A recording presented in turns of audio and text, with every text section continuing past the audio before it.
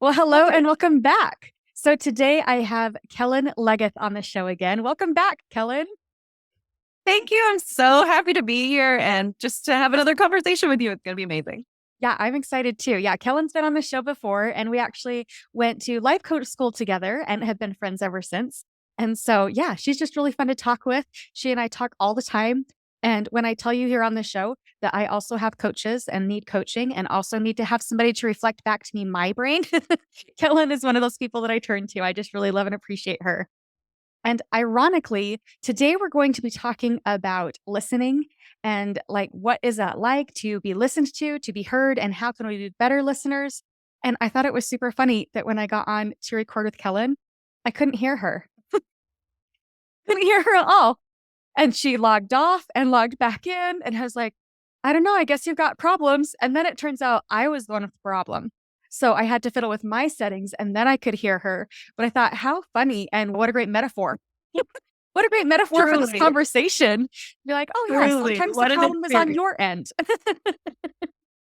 Very on theme Yeah. from start to finish. We're already on theme. I love it. Yeah. So we're just going to kind of explore some ideas about the importance of listening. And so, yeah. So, first of all, just why do you think, Kellyn, that listening is so important? It's so funny. I think with our training, right, in coach training, we're really taught how to hold space. And I Hmm. think, when I think back, I think that is probably one of the most important aspects that we learned in coaching. To Hmm. be able to sit and hold space and really hear somebody and not have your own thoughts muddy the airways between you. I just think Hmm. it's so important. And it's connection, right? Like being a really good listener, it enhances this connection between two people that I just think it's why it's such an important skill to learn and to develop. Yeah, I love that. And you use the term holding space. So there might be some people on here that don't know what that means to hold space. So can you give us some examples of what that means and what that can look like? Yeah, I'll be anxious to hear how you think about it. When I think about holding space, I think about and I'm sure we'll talk so much more about this, but like really being present Mm. in the moment and allowing the other person to just show up as they are, all their thoughts, all their feelings, and be there to be the holder of Mhm. all those things, right? Not trying to change them, not trying to make it go away. I think it's a really beautiful like witnessing of Mhm. somebody's experience. And then we come in and guide them. But I think that first part of being there and being there with them, allowing them to express, Mhm. that's to me holding spaces. I love that. Yeah, I like how you talked about presence because as I think about holding space, I think it's being present with you, but it's trying to meet the other person where they're at. I think it's so easy when we're listening to somebody, we're thinking about what we want to say and we're thinking about our experience that's is similar but very different from their experience. And it's like, oh, well, let me tell you about the time when something happened to me. And we just jump in, and that's not actually honoring the other person's Mhm. experience. Right. And I think we try to be so helpful in that way, right? To kind of take away any pain that they're feeling, like, oh, I went through that too, or yeah, this thing happened to me once and you'll get over it. It's like, is that really helpful in the moment? Sometimes it is. I think there's a time and place for that. But when Hmm. you're in the space of just allowing the person to show up as they are, it's very different, right? Hmm. I like it. Yeah. Okay, so first I want to talk about and maybe see if you want to share a time when you didn't feel heard. Now, this is outside of just now when I totally gaslit you into telling that you that you were the problem and I couldn't hear you. Because I'm certain you did not feel I'm heard like in that moment. 5 minutes ago. 5 minutes ago. Feeling it. Yeah, so can you share a time when you maybe didn't feel heard and what that looked like? Yeah. I thinking about this, I think it's such an interesting question, right? Because it to me, where my brain goes is think about how we communicate today. Hmm. We're like DMing people and texting, and I'm a big voice memo sender. Hmm. Um, and even FaceTime. I think when we talk about listening, there's the cognitive, emotional, behavioral parts to it. And I think with technology, we sort of lose right off the bat, like one of those parts, right? Hmm. Like when I'm sharing something to a friend, for instance, let me think of an example. I just shared with a friend recently that I was feeling lonely, Mhm. feeling and feeling like as it relates to being in partnership, right?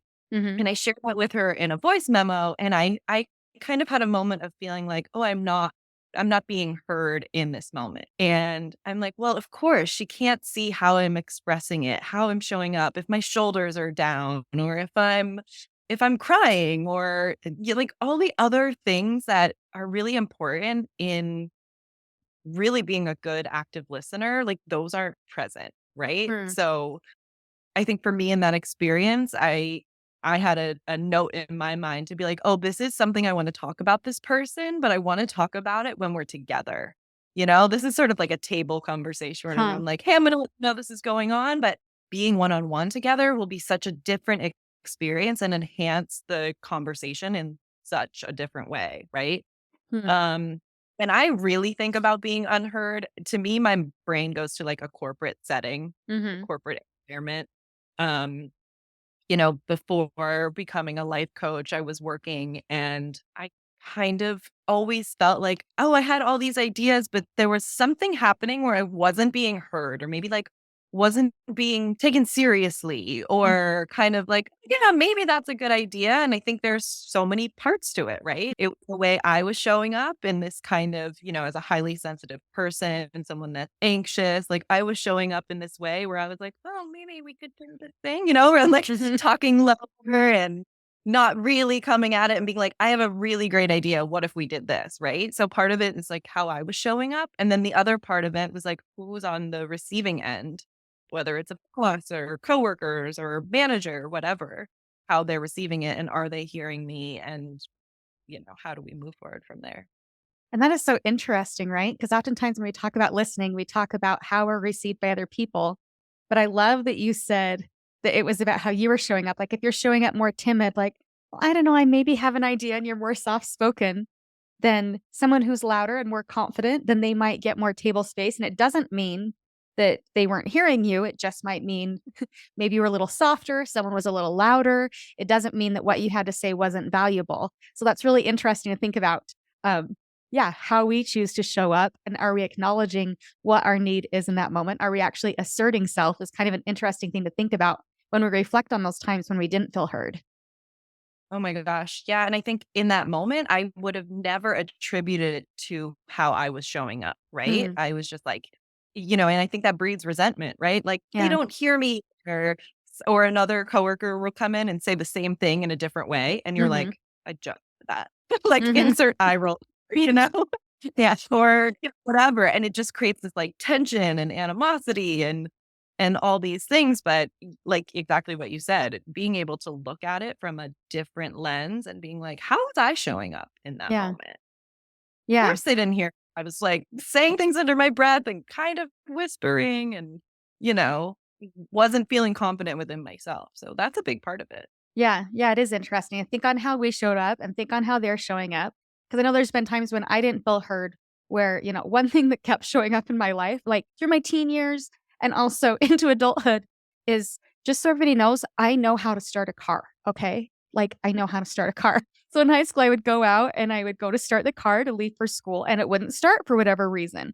Like, I don't understand. Like, why isn't the car starting? And of course, I'd go inside and I'd tell my dad, hey, the car's not working and he'd come out and it would start right up. And I was like, I'm just not feeling heard or seen or understood. And of course, the same thing happened now that I'm an adult. My husband, who's a total car guy, I'm like, I know how to start a car. I don't know why it didn't start in that moment. And so it's interesting to be like, okay, so just because my experience is different from somebody else's experience, that left me feeling unheard. It's kind of interesting just to acknowledge like we each have our own experiences, but essentially, that's what it boils down to is my experience with starting the car was different from their experience. And maybe me just giving it that little spark is what was needed in order for it to start up for them. But it's interesting how easy it can be to dismiss someone simply because we've had a different experience. Oh my gosh. This is so valuable for people to hear. That ownership and that awareness of like we're both in the same place. We're in the Hmm. same place at exactly the same time or maybe 5 minutes later or 10 minutes earlier, whatever it Hmm. is. But our experiences and how we're viewing the experience is so different. Yeah. And I think for me, understanding that concept changed the way I show up in the world, right? Mhm. I think it allowed me to be like, oh my gosh, someone else might be seeing this in a totally different way, Yeah. kind of paying attention to the stories that we're telling, right? Mhm. And I think a lot of times we assume, oh, well, we're all trying to start the car. Yeah. So that we're all having the same experience when that is just not true. Yeah. Well, and even just reminding ourselves, oh, we are all trying to start the car, but it is a different experience, but it can help to lend that compassion towards self and others. Cause I remember at the time feeling so angry and so frustrated because their experience was different than mine. But now I can see that, okay, nope, it's fine. I can remind myself that I know how to start a car. And it's funny, even just noticing that that's what I felt the need to say before telling that story is, you guys, I know how to start a car. It shows me and I'm still kind of working through that, okay, yeah, isn't that interesting that I still feel that need to be like, "I know how to start a car." It's like, all you do is turn the key. I've done it hundreds of times before. But yeah, it's so interesting. But that's the magic, right? If the magic is in the noticing, Yeah, that is just skill to cultivate. I think we can't underestimate how really powerful that is. Just yeah, noticing. mhm. Yes, I would love to hear about what helps you to feel heard. You already kind of mentioned that sometimes it's harder to feel heard when it's only the one sense, just the auditory and they don't have the visual cues, and so you like to meet in person. What other things help you to feel heard? I think I'll give an example. I have a friend. I grew up in Pennsylvania, and I'm in Mhm. Los Angeles now. I have a friend. I grew up with her. We have been friends for over 20 years, and we had such a dynamic shift in our relationship when we started saying to each other, "This is what I need right now. I Hmm. need you to hear me. I just need advice. I just need to vent," like whatever it is. And that experience, it has changed my relationship with this person and probably all of my relationships because I do this now with other people. I'll call someone and then be disappointed when they're not meeting me where I am, right? Mhm. And I'm, Yeah. you're not listening to me. I'm not being heard, right? So again, it's having that awareness of, okay, all of this is going on with me. I'm overwhelmed. I had a crappy day, whatever it is. And picking up the phone and saying to the other person before we even start, "Hey, do you mind if I vent? Are you open? Or you do have the space to just listen?" I Yeah. think that, first of all, that communication has helped Mhm. me feel heard, right? Yeah. Yeah, that's a huge thing. And again, I think it's that presence.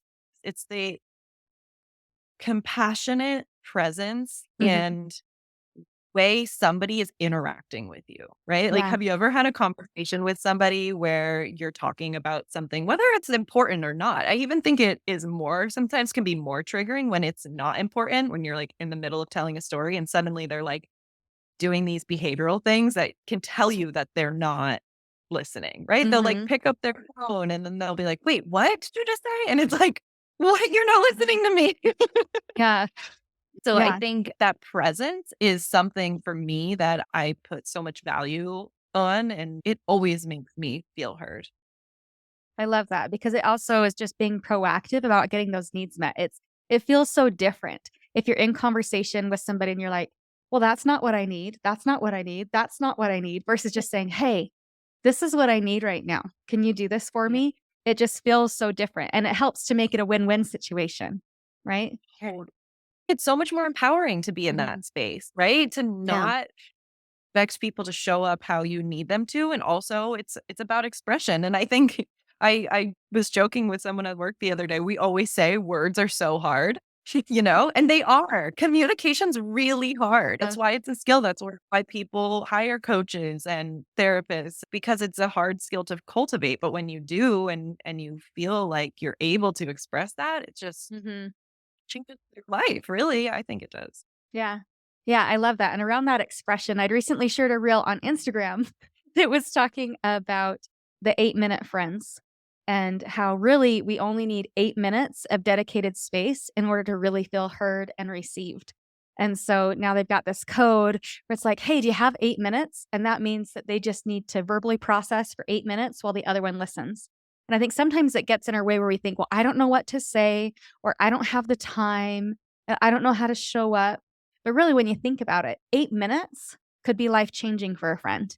And to just be able to proactively state that need of, "Hey, do you have 8 minutes?" It lets the friend know, hey, this is how I need you to show up for me, and this is what I'm needing right now, and can be a really beautiful thing for the relationship. Oh my gosh, I love that. It's such a cue, right? Like you're Yeah. queuing them up for success. Like you said, it's a win-win for both parties. And it sort of allows them to be like, oh, this is the 8-minute thing. They need me, in Yeah. this capacity. I love that. I with the friend I was mentioning, we used to do this. We kind of moved away from it, but we used to send each other the headphone emoji Uh-huh. or the earphones or the microphone to Uh-huh. be like, "Hey, I need you to listen," or "Hey, can we have a conversation about this?" I Which love was that. I see the emoji come through and I'm like, "Give it to me. I'm just a listener here." You know what I mean? And it has nurtured the relationship so much. Yeah. Yeah, and it's interesting because I remember when we were going to the life coach school, one of the things that our instructor told us was they've done studies where if somebody even just talks to a lamppost for 10 minutes on their way home from work, then how much that can actually help them. And I think we do feel a lot of pressure about, well, but listening means I have to fix it. But I think it's exactly what you said, just setting them the ears or setting them the headphones emoji. It's like, I just need to be heard. I just need a witness for just 8 minutes or however long it is, and how that can create Yeah. so much inner peace for the one who is sharing.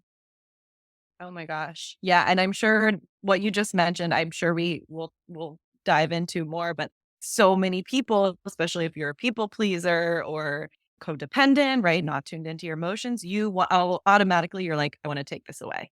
I want to Mhm. take this person's pain away. And then that blurs the lines of, I think, being a good listener and being able to hear someone, right? Because you're already on to the next step. You're already ahead of where the Yeah. person is.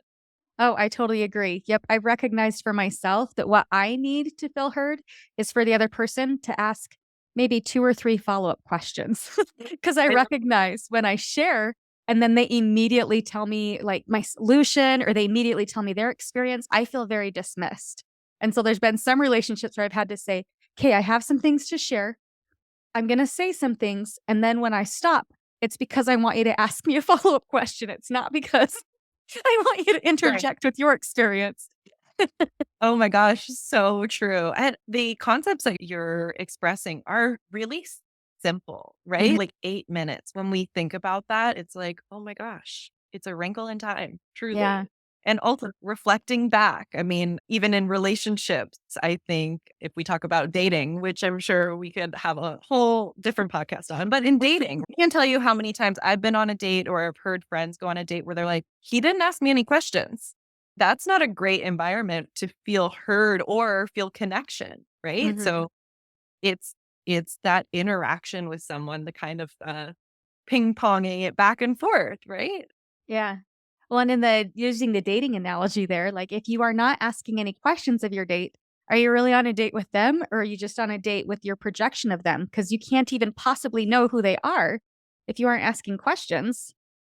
Yeah, yeah, which is such an important thing for people to hear on either side, Mhm. right? How am I approaching this situation? How am I showing up in the situation? Am I showing up really curious about them or am I just wanting them to like me, right? Yep. Or am I like, I wonder what this person's about? How can I hear this person better? Well, how can I listen to what they're telling me about who they are and their experiences? And Mhm. that I think, especially as again, somebody that's been anxiously attached for so long, I have such an anxious attachment style to show up in that way. It's like, oh, it kind of melts so much pressure Mhm. right out of the gate, right? Like I can show up so differently because I have no idea what this person is gonna say or the space that I need to hold for them. And it allows you to absorb another person. And Yeah. that's so important. Yeah. So now that we know how important it is to listen, how do you know who you can turn to when you need a listening ear? How do you choose those people? I think for me the biggest thing is not relying just on one person.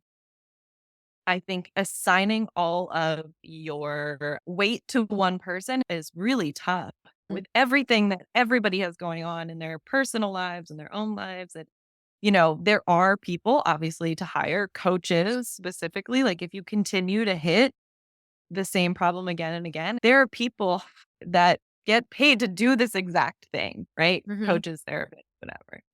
I really think it varies from day to day. And I, in my life, started to look at things holistically. Mhm. right? I tend to think about friendships when I think about listening because my friends are the people that I go to when I'm having a good day, when I'm having a bad day, and sort of everything in between. Or, hey, I thought of this concept. What do you think about this? Mhm. They're sounding board for everything. So I look at everything holistically in the way that I'm like, okay, this might be my go-to person, the one person that I usually go to for listening. But she just communicated to me that she's really overwhelmed at work and she's fighting with her boyfriend or has an issue with her apartment, like whatever it is. And I'm like, okay, is this person at capacity? Are they going to be able to hear me?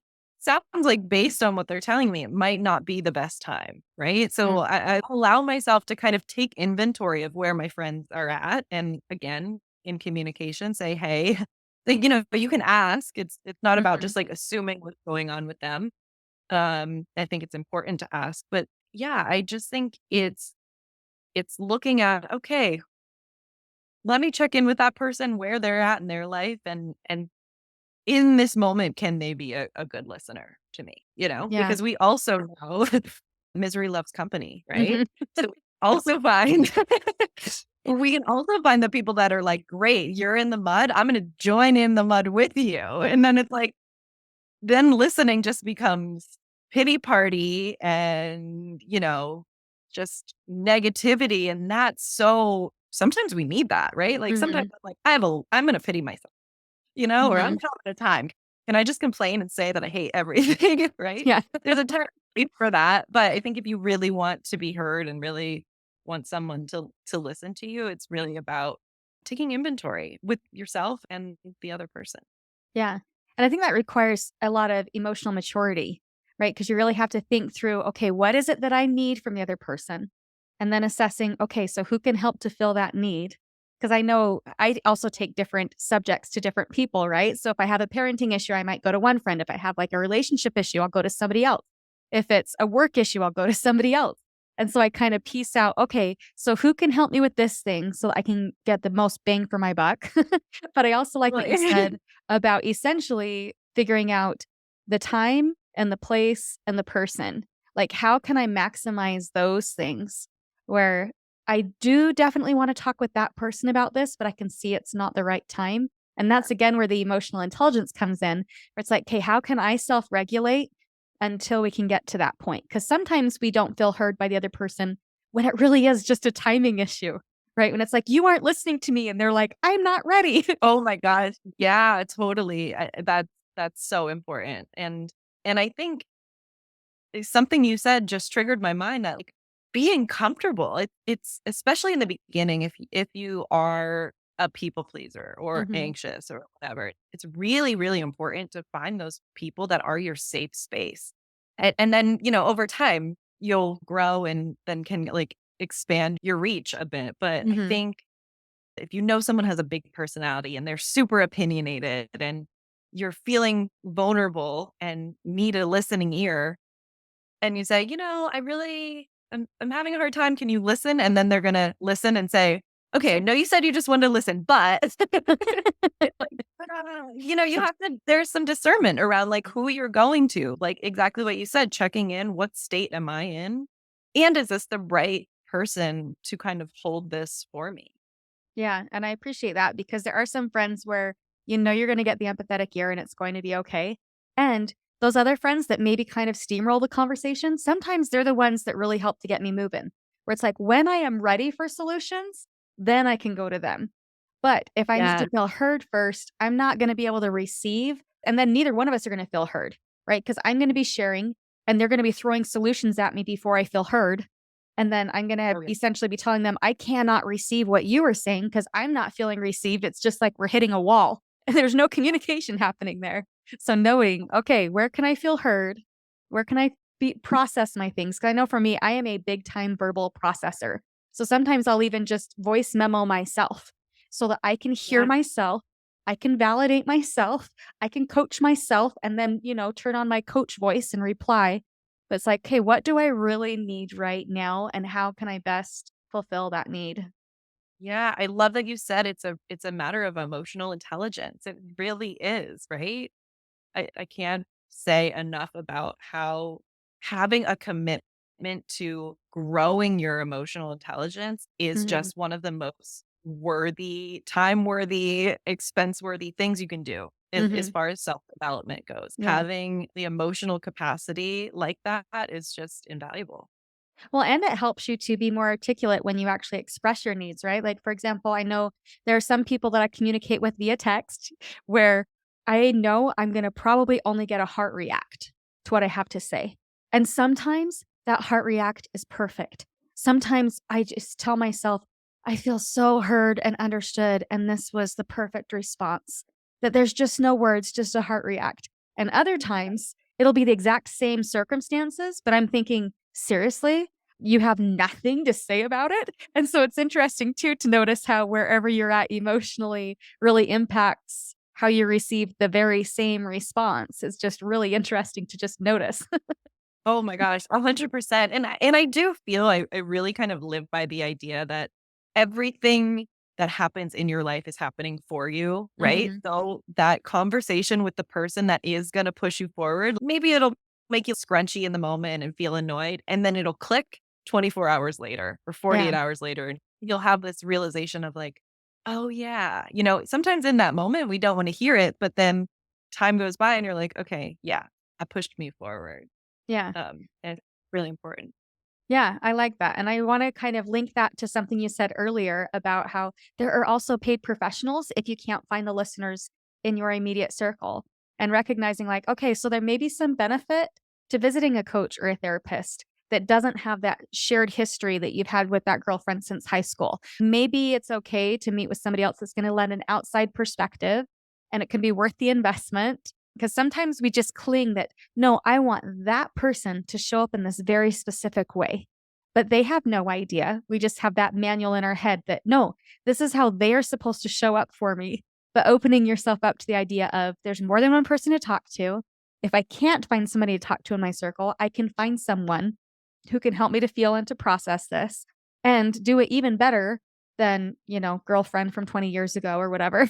Yeah, I mean, I think oh man, I could talk about this forever. I feel like people need to understand that when you go to somebody, they're responding to you based on their own experience. So to tie it back with like we're having our own experience, if we want to talk about friendship and how people respond, even family members, they're responding from their experience. And a lot of times people are responding based on how it will affect them, Mhm. right? Yes. Just like so when you enlist in a coach, you're getting total neutrality, right? A good coach anyway Mhm. will totally stand in non-judgment and accept you for where you are and not be like, "Well, I remember that thing happened when we were in 3rd grade." And, like they're able to kind of clear out all the drama from it and just allow you to, again, show up where you are and with no added emotion to it. And I Mhm. think that's a huge part of it. Also in the life coach school, so for people that don't know, we are able to kind of continue our education, I would say, in how we can listen and watch in on live coaching sessions. And one thing that hit me a few months ago was there were 3 people that joined a live coaching call, and each one of them broke down emotionally, like they each started crying after speaking for maybe like 2, 3 minutes. It wasn't Mhm. even anything that the coach had really, like, triggered or brought on.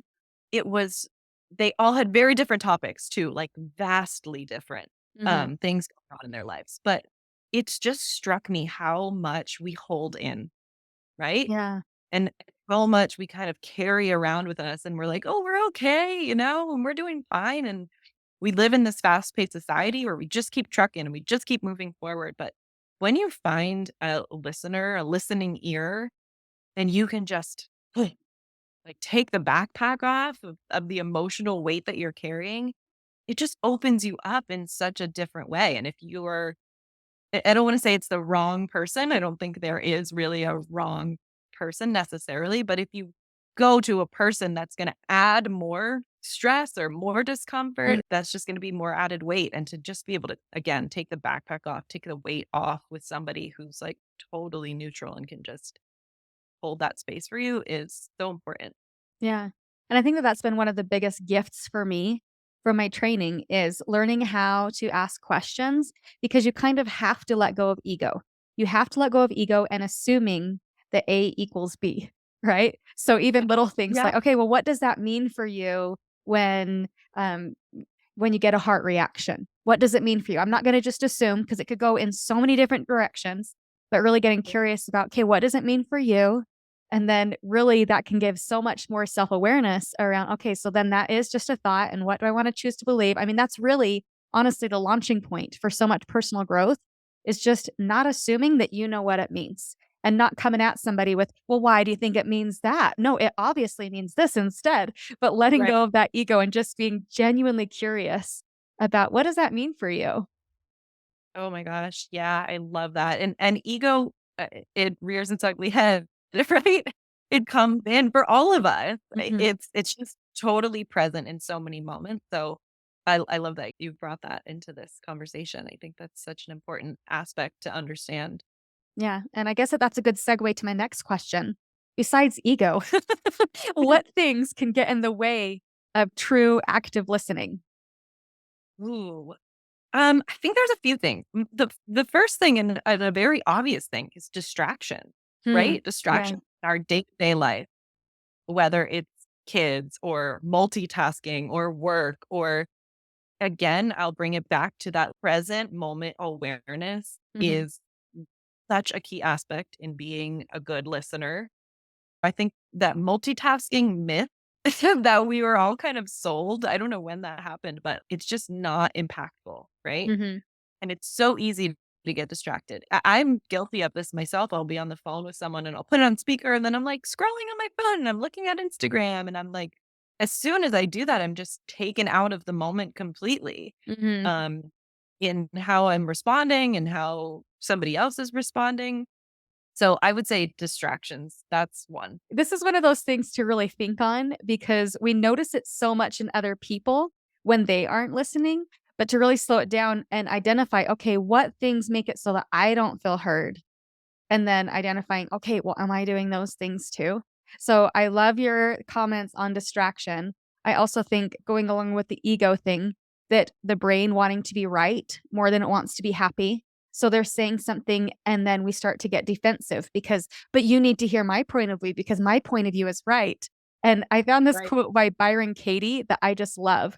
That she said, defense is the first act of war. I that was just so powerful Good. that if you were allowing that defensiveness, as soon as you recognize that you're getting defensive in conversation, you're no longer listening. You've turned off your ears and it's now a battle. It's a war. Ugh, so good. So I love Byron Katie, and so you're exactly right. It's the turnoff switch, right? It's the Hmm. turnoff switch for non-listening, and I think well, perfect segue into my second thing on the list for what gets in the way of listening is emotions, Yeah. sadness, anger.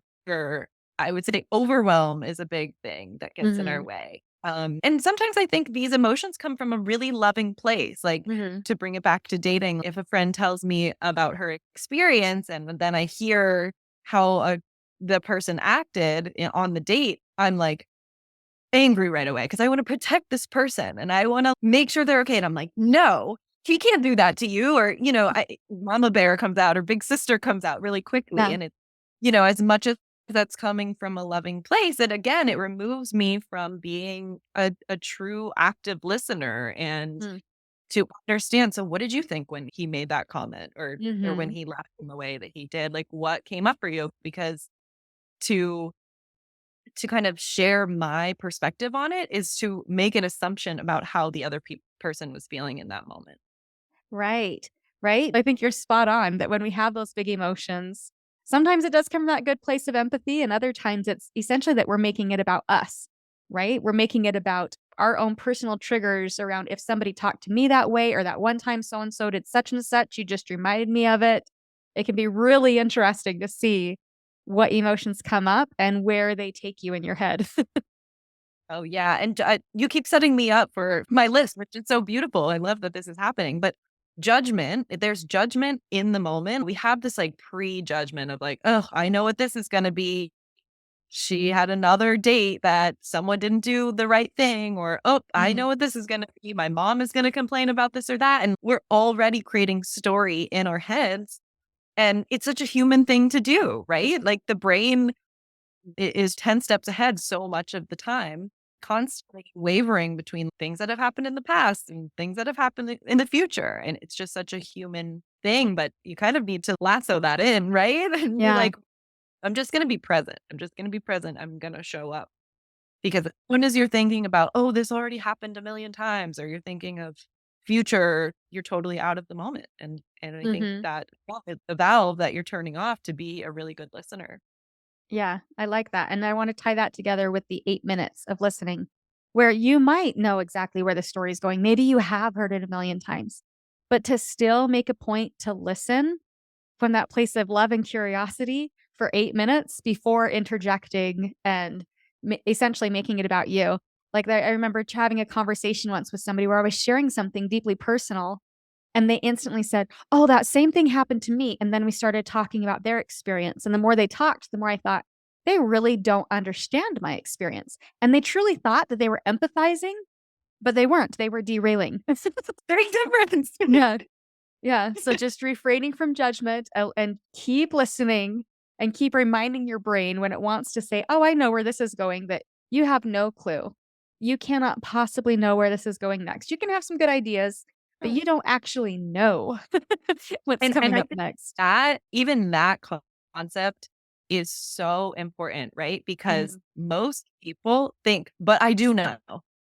Like that would be the rebuttal, right? But I do know. mhm. And to wind yourself back down and to be like, well, can you be curious in this moment? Can you allow yourself to just maybe it'll be different, even that kind of shift.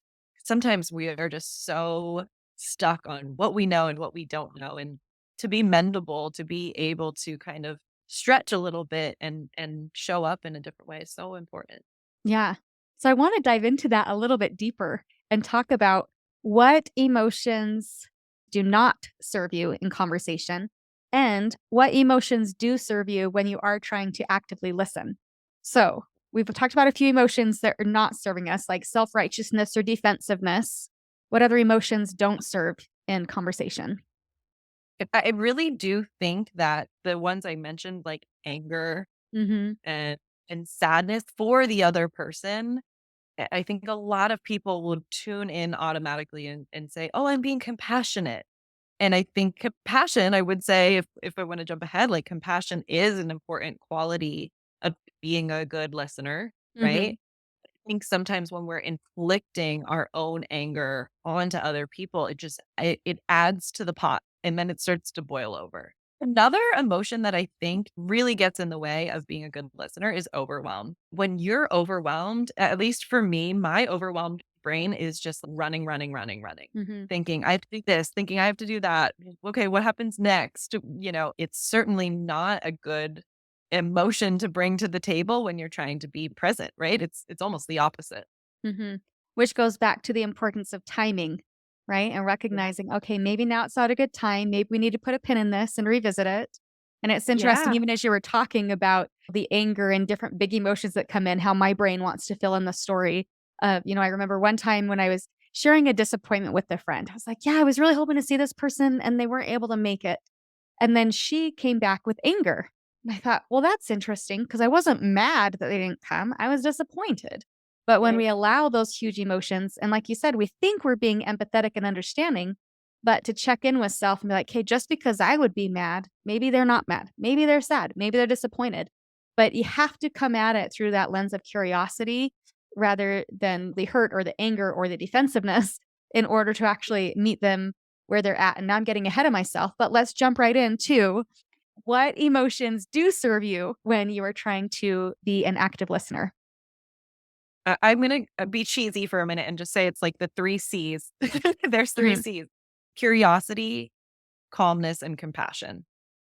Being curious and not just saying that you're curious, but truly embodying a curious mindset, a deep curiosity. It changed my entire life. It changed how I show up in friendship and within my relationships, right? mhm, Because again, I think it goes back to being curious of I don't have all the answers. I don't know somebody's experience, but I'm curious what their experience is and what they're going through Mhm. in a way that allows me to say, "Oh, I'm really seeing this person and I'm really hearing this person." And because I'm listening with my full attention and my full mind in a place that's open. I think Mhm. that's what it is about curiosity. It keeps you so open and allows you to kind of sit back and witness in a way that something like judgment just doesn't, right? And then calmness. I think being around somebody that is being a good listener is to be calm. And I'm not talking like Zen Buddhist calm, it's just a slowing down, right? So you Mhm. can be in the moment and really reflect and you're not feeling rushed, right? Have you ever had a conversation with someone where you're like, oh, I can tell they have to leave soon. So you're talking really fast and then you're missing certain elements and you're leaving stuff out. And the stuff you're leaving out is probably really important, right? So Mhm. have the space to talk to someone in a calm manner, someone that's not going to be reactive Mhm. is is so important, I think. I love that. I love the 3 C's: curiosity, calm, and compassion. Yeah, I had some other descriptors, but I think that they all fit under that umbrella. I had curiosity, love, compassion, understanding, empathy, and hope. But I think, you know what? They all really fall into that, the curiosity, the calm, and compassion. I love it. Yeah. And honestly, I had so many more questions to ask you, and I realized we are taking up so much time. This has been so much fun. So instead of Okay. asking you more questions, I'll just ask you, what are your main takeaways that you would like for the listeners to really just take to heart? The biggest thing I think is really looking at things holistically. I can't say that enough how important it is to kind of take inventory of what's happening around you, both within yourself and outside of you. It's never just one thing. There's never just one piece. It's a puzzle, right? Mhm. So collecting certain things. And the other thing is just taking ownership of how you're showing up, how you're communicating, how you're expressing your own needs and are in touch with your emotion, that is plays such a big role. And I think it empowers you to really get into the driver's seat of your life and Mhm. and not be in resentment or disappointment because I think when you're not, that's what comes of these conversations, right? Where you feel like you're not being heard or listened to. And it's a skill. It's the Yeah. other thing. This is a skill, right? It's a learned skill. There's a lot of information, a lot of valuable information, but committing to yourself and saying, hey, I want to learn this, I want to be better, that's a whole nother, ball game. I love that. I love that so much. And I had 2 things that I was gonna share, but now I wanna share 3 things because what you said resonated with me as well. Yeah. So my main takeaways are the 3 C's, the curiosity, calm, and compassion. And then I also really want to take to heart the time, the place, and the person, and really being more intentional about that, about creating space, not only for other people, but as we're seeking someone to listen, taking all of those things into account. And then really learning to, first and foremost, learn how to listen to yourself. I think that that is a huge thing when it comes to learning how to self regulate and deepening your own emotional awareness and your emotional intelligence. And even if you're just able to get to a point where you can listen to yourself enough that you can self regulate until you can find the right person in the right place at the right time. It can just help to be that bridge by just really truly listening to self, be it sending yourself voice memos or journaling or whatever it is. So I loved all those. Oh, so glad Where you said that was so good. It's so important. I like that you broke it down into time, place, and person. That is so so important, and to check in with yourself. Yeah, I love it. That was an amazing takeaway. I hope thank you. listeners really heard what you just said, and if you didn't, hit the back button because that was so valuable. Thank you. And thank you so much for being here. So will you tell everybody where they can find you if they'd like to connect with you?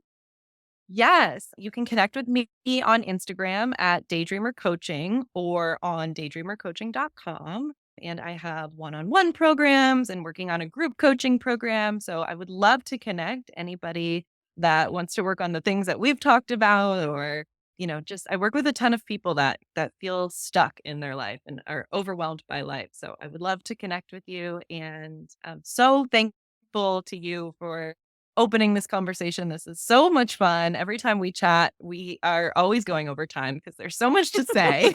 It's true. So much to say. So this is so fabulous. And thank you for having this platform. Oh, well, thank you so much for coming on. And yeah, as Kellen said, like if you need help and support in any of these things, if this brought up some stuff for you and you would like somebody to work with you that has been trained in how to hold space and can help you to identify what your needs are so that you can better feel heard and understood, then come and work with us. I'll put both of our contact information in the show notes. So yeah, here's to listening this week, right? It's going to be Well, I great. love it. Yeah, well, have a great week, everybody. See you next time.